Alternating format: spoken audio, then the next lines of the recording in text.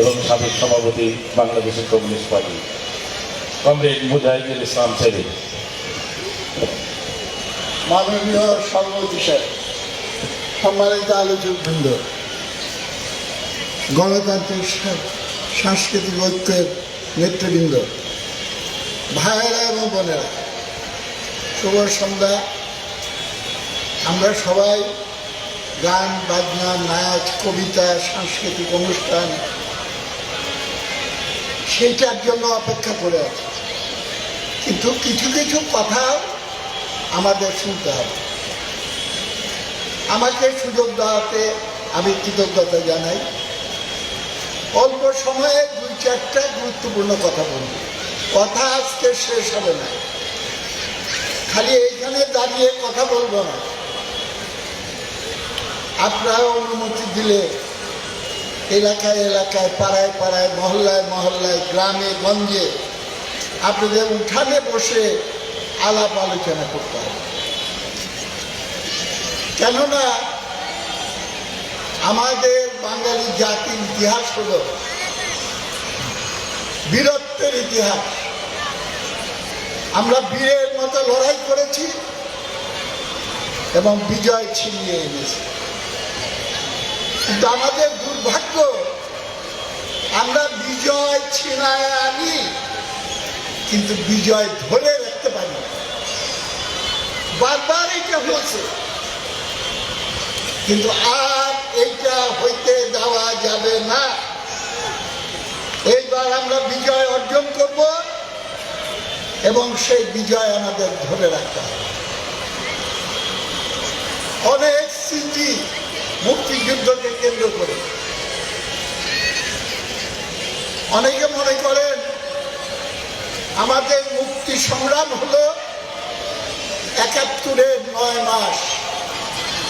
আসলে এটা সত্য নয়।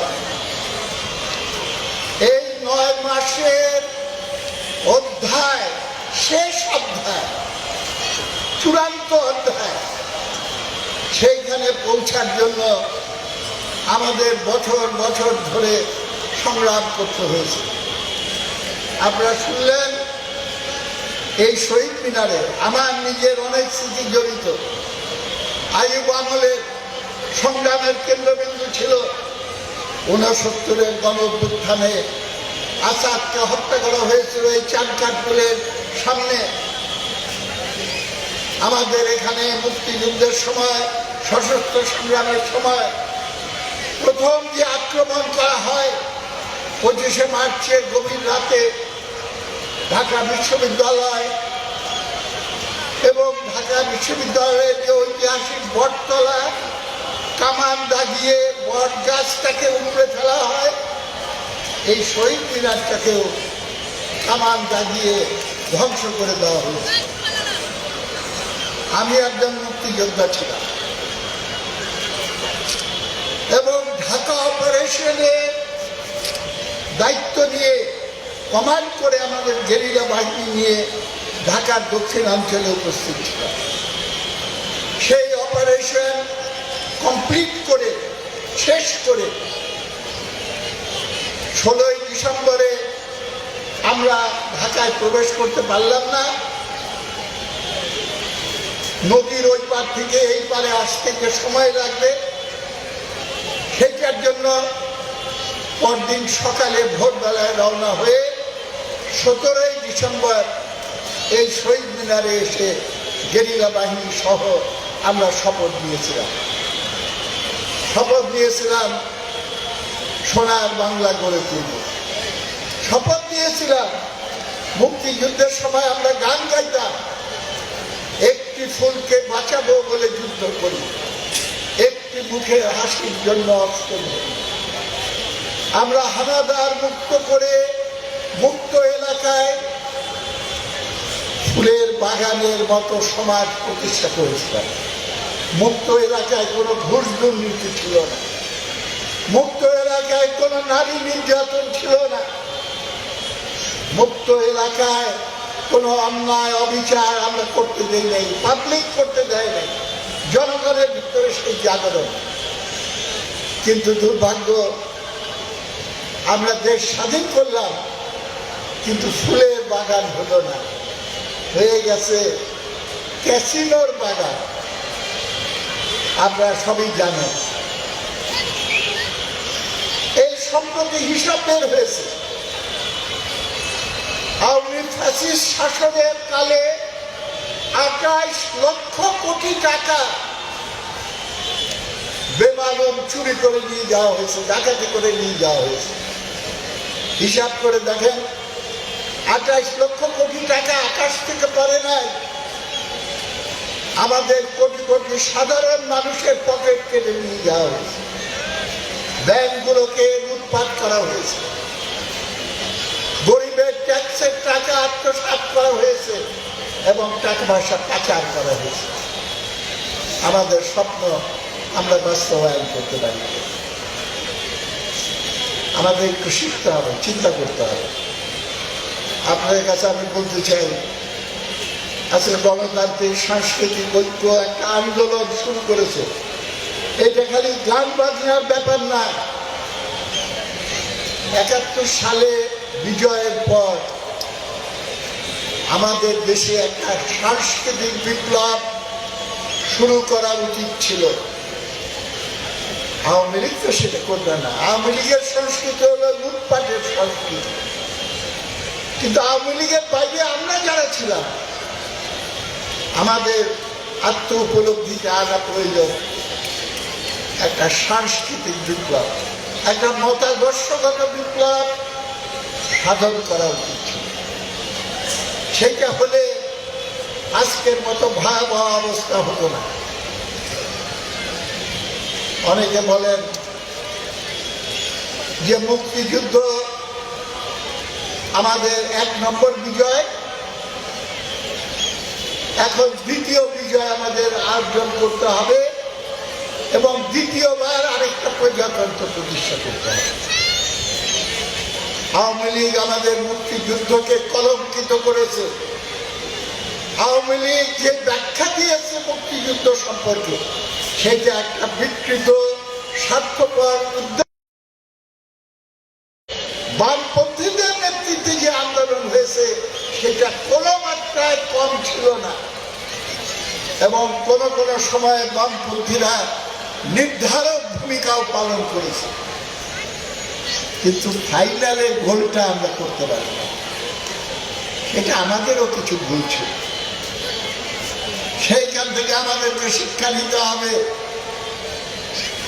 তাই অন্য বুর্জোয়া শক্তির উপরে নির্ভরশীল নয়, আজকে জনতার শক্তিকে জায়গায় তুলতে হবে। সব জায়গায় আমি বলি, আপনাদের উদ্দেশ্য করে আমি বলতে চাই, একটা কথা মনে রাখবেন, জমি বর্গা দেওয়া যায় কিন্তু স্বার্থ বর্গা দেওয়া যায় না। সেটা হাসিনা হোক, খালেদা হোক, ইউনূস সাহেব হোক আর সেলিম সাহেব হোক, কারো উপরে স্বার্থ বর্গা দিয়ে বসে থাকবেন না। নিজের নিজের মতো করে আপনার অধিকারের জন্য সংগঠিত হন, সংগঠন গড়ে তোলেন এবং সেই সংগ্রামের সংগঠনগুলোই আগামী দিনে রাষ্ট্র পরিচালনার দায়িত্ব পালন করতে হবে। আজকের লড়াই, তাই আমি মনে করি যে এমন একটা সময় এসেছে, বারবার ঘুঘু তুমি খেয়ে যাও ধান, এইবার ঘুঘু তোমার বধিব পরাণ। বারবার তুমি খেয়ে গেছো। সমস্ত আয়োজন করেছে দেশের মেহনতি মানুষ, আর তার সম্পদ লুটপাট করে 80 লক্ষ কোটি টাকা। খালি একটা উদাহরণ দিলাম, একটা তথ্য দিলাম। এইভাবে কি বিপুল পরিমাণ সম্পদ লুটপাট করে প্রতিদিন নিয়ে যাচ্ছে। সেইখান থেকে উদ্ধার পেতে হলে গণমানুষের, মেহনতি মানুষের, সাধারণ মানুষের সরকার প্রতিষ্ঠা করতে হবে এবং সেই সরকার প্রতিষ্ঠা করার জন্য এখানে কে যেন বললেন, কবিতায় পাঠ করা হলো, মানুষ বলে নৌকা লাঙ্গল পাল্লা শীষ, সব সাপেরই দাঁতে বিষ। আমাদের একজন নেতা জসিম মন্ডল তিনি বক্তৃতা করতেন, খুব ভালো বক্তৃতা, মানুষ খুব পছন্দ করত। তিনি বলতেন যে মানুষ আমাকে বলে যে যায় লঙ্কায় সেই হয় রাবণ। সব শালাকে দেখছি, কোন শালা আমার স্বার্থের দিকে তাকায় না। তারপরে জসিম ভাই বলতেন, ভাই সব শালাকে দেখছে কিন্তু নিজের শালাকে তো এখনো দেখেন নাই, এইবার নিজের শালাকে আপনি একটু দেখে দেন। এবং জনগণের নিজস্ব শক্তিকে আজকে সরকারের ক্ষমতায় নিয়ে যেতে হবে এবং সেই জন্য একটা নয়া যুক্ত ফ্রন্টে বামপন্থীদের প্রভাবে এবং অন্যান্য দেশপ্রেমিক গণতান্ত্রিক প্রকৃত গণতান্ত্রিক প্রগতিশীল শক্তি সবাইকে নিয়ে সেই ধরনের একটা যুক্ত ফ্রন্ট গড়ে তুলতে হবে। আমি মনে করি বাংলাদেশে এখনো মৌলানা ভাসানীর অনুসারী, মণি সিংয়ের অনুসারী, অমল সেনের অনুসারী, কর্নেল তাহেরের অনুসারী, মোজাফফর আহমেদের অনুসারী ঘরে ঘরে ঘরে ঘরে ছড়িয়ে আছে, অসংখ্য, লক্ষ লক্ষ না কোটি কোটি। সবাই জেগে উঠুন, হতাশা কাটিয়ে সবাই জেগে উঠে একত্রিত হন। আমাদের মতো বড় শক্তি আর কেউ আমাদের সঙ্গে প্রতিদ্বন্দ্বিতা করতে পারবে না আজকের দিনে। তাই একটা কথা উঠেছে, আওয়ামী লীগের বয়ান মুক্তিযুদ্ধ সম্পর্কে যে বক্তব্য তারা দিয়েছে, আমি দেখলাম ঠিক আছে, বঙ্গভবনে মুজিবের ছবি নামিয়ে ফেলা হয়েছে, এইটা রাগ বসত, এটা যথেষ্ট যুক্তিসঙ্গত কারণ থাকতে পারে মানসিক, কিন্তু যুক্তির দিক থেকে বিচার করলে আওয়ামী লীগের বিকৃত বয়ান আরেকটা বিকৃত বয়ান দিয়ে প্রতিস্থাপন করার চেষ্টা করে কোনো লাভ নাই। সেই জন্য আমার বিনীত অভিমত হলো, একটা ছবি কেন থাকবে? আমাদের মুক্তিযুদ্ধকে যারা প্রস্তুত করেছে সকলের ছবি পাশাপাশি থাকা প্রয়োজন। সেখানে মুজিবের ছবি থাকলে সেখানে মৌলানা ভাসানীর ছবিও থাকতে হবে, সেখানে মণি সিংয়ের ছবিও থাকতে হবে, সেখানে জিয়াউর রহমানের ছবিও থাকতে হবে। যার যে অবদান, প্রত্যেকটার অবদানকে আমাদের সম্মান করতে হবে। আজকে অনেকে বলে সংগ্রাম আমাদের হয়েছে, সংস্কার করতে হবে এবং সংস্কার সমাপ্ত না হওয়া পর্যন্ত আমরা আছি। আমি বলতে চাই, সংস্কারের দায়িত্ব পাবলিকের উপরে ছেড়ে দেয় এবং তারা তাদের প্রতিনিধির মাধ্যমে তাদের অভিমতকে একত্রিত করে পরিপূর্ণ সংগ্রামের ধারা আজকে কয়েকটা করতে হবে, কালকে কয়েকটা করতে হবে, 10 বছর পরে করতে হবে, 20 বছর পরে করতে হবে। সবসময় তো সংস্কার আপনার অব্যাহত রাখতে হবে। তাই হাসিনা যেমন বলেছিল উন্নয়ন চাই, উন্নয়নের জন্য স্থিতিশীলতা চাই, স্থিতিশীলতার জন্য সরকারের ধারাবাহিকতা চাই, স্লোগান দিত বারবার দরকার শেখ হাসিনার সরকার। আজকে যদি আবার স্লোগান উঠে বারবার দরকার সংস্কার মার্কা সরকার, তার উপর কি একই কথা হয়ে গেল? আপনারা পাবলিকের উপরে বিশ্বাস রাখেন না কেন?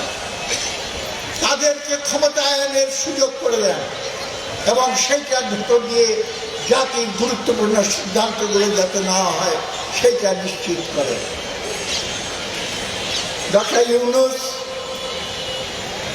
অন্তর্বর্তীকালীন সরকার, এইটা কোনো বিপ্লবী সরকারও না, এইটা কোনো স্বাভাবিক সময়ের সরকারও না। অন্তর্বর্তীকালীন একটা অনির্বাচিত জনগণ কর্তৃক পরিত্যক্ত ফ্যাসিস্ট দুঃশাসন ছিল। আমরা নির্বাচিত গণপ্রতিনিধিত্বশীল সরকার এবং সংসদের ধারায় দেশকে ফিরিয়ে নিয়ে যেতে চাই এবং সেইটার জন্য একটা অবাধ নিরপেক্ষ নির্বাচন অনুষ্ঠান করার উদ্দেশ্যে এবং সমগ্র সামাজিক রাজনৈতিক পরিবেশে গণতান্ত্রিক উপাদান সন্নিবেশিত করার জন্য যতটুকু দরকার ততটুকু করে। এইটা নিশ্চয়ই সন্তুষ্টির বিষয় যে মানুষের ভেতরে একটা সংশয় ছিল, এই সরকার আবার 5 বছর থাকে নাকি, এই সরকার আবার গদি দখল করে আবার নতুন করে কি করে, অনিশ্চয়তার অন্ধকারের সুযোগ নিয়ে লুটেরা ব্যবসায়ী মুনাফা শিকারী আলুর দাম বাড়িয়ে দিয়েছে, তেলের দাম বাড়িয়ে দিয়েছে, যথেচ্ছাচারভাবে তারা শোষণ অব্যাহত রেখেছিল, কোনো বিনিয়োগ হচ্ছে না। অনিশ্চয়তার সেই জায়গাটা কিছুটা দূর হলো।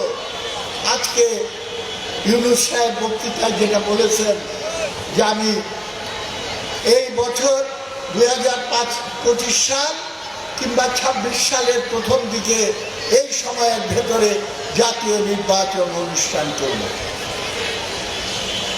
এইটা যারা মনে করেছিল ঘোলা পানিতে মাছ শিকার করার সুযোগ নিয়ে, তারা আর একটা নতুন ষড়যন্ত্রের জাল আমাদের উপরে চাপিয়ে দেবে, সেই ষড়যন্ত্রের সুযোগ গ্রহণ করবে পতিত ফ্যাসিস্ট শাসক। তারা বসে আছে এবং বলেছে আমি কাছাকাছি আছি, টুক করে ঢুকে যাব, পরিস্থিতি খালি তৈরি হোক। সমস্ত কিছুকে নস্যাৎ করে দিয়ে আজকে জনগণের স্বার্থে এই গণতান্ত্রিক প্রক্রিয়া যথাসম্ভব আমাদের এগিয়ে নিতে হবে, কিন্তু মনে রাখতে হবে মুক্তি এইটাকেই আসবে না। বৈষম্য বিরোধী আন্দোলন, বৈষম্য বিরোধী আন্দোলনের অর্থ কি, যেটা আমরা প্রথম উচ্চারণ করেছিলাম, আজও উচ্চারণ করতে হবে। কেউ খাবে আর কেউ খাবে না, তা হবে না, তা হবে না। এইটাই হলো বৈষম্য বিরোধী স্লোগান।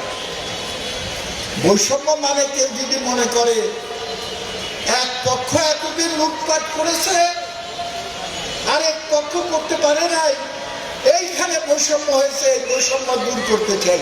দুই পক্ষ তুমি করেছো এতদিন, আমি করবো এতদিন, এইটা বৈষম্য দূর করবে না। আসল বৈষম্য হলো শতকরা 5 ভাগ মানুষের উপরে, মানুষ দ্বারা 95 ভাগ মানুষের উপরে যে শোষণ অত্যাচার চলে, সেই বৈষম্য, অর্থনীতির বৈষম্য থেকে আমাদেরকে আজকে সমাজকে মুক্ত করতে হবে এবং সেটা করতে হলে সাম্যবাদী ব্যবস্থা, সমাজতান্ত্রিক ব্যবস্থা ছাড়া আমরা সেই জায়গায় পৌঁছতে পারবো না।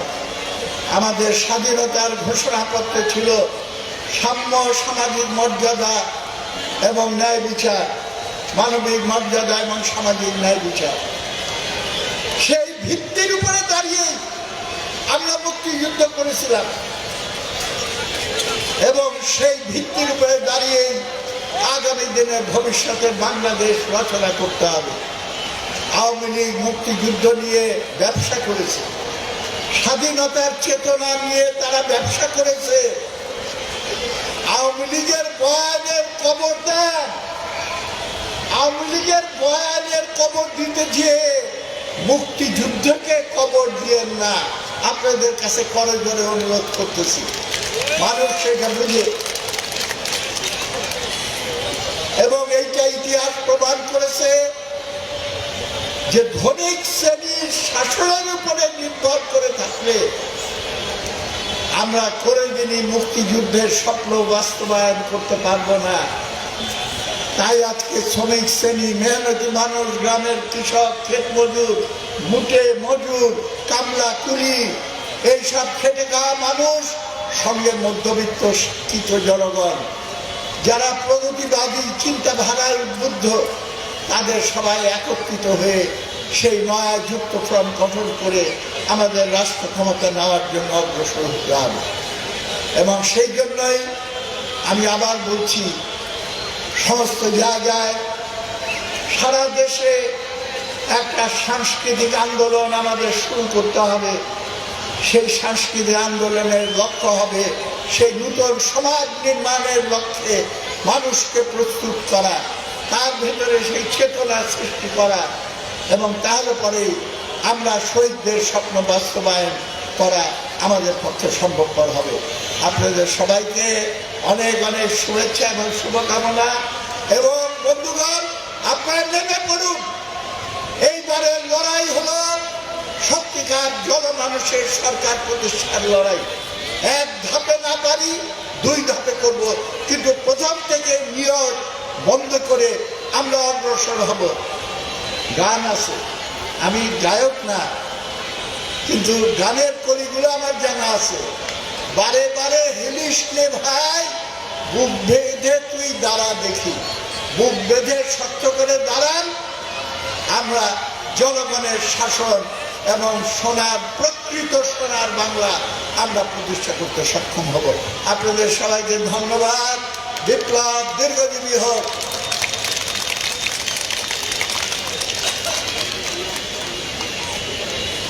ধন্যবাদ বীর মুক্তিযোদ্ধা জনাব মুজাহিদুল ইসলাম সেলিম, আপনাকে দিক নির্দেশামূলক বক্তব্য রাখবার জন্যে।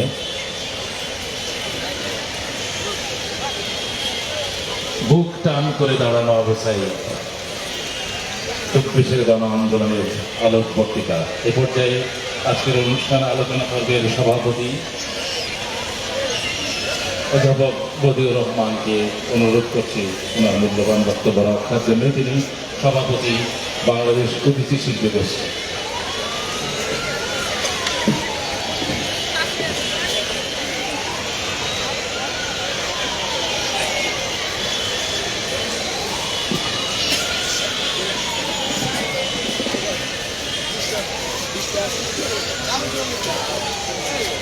আমার সামনে যারা বসে আছেন, আপনাদের শ্রদ্ধা জানিয়ে আমি কথা শুরু করছি। সঙ্গত কারণেই আমার কথার দুটো ভাগ।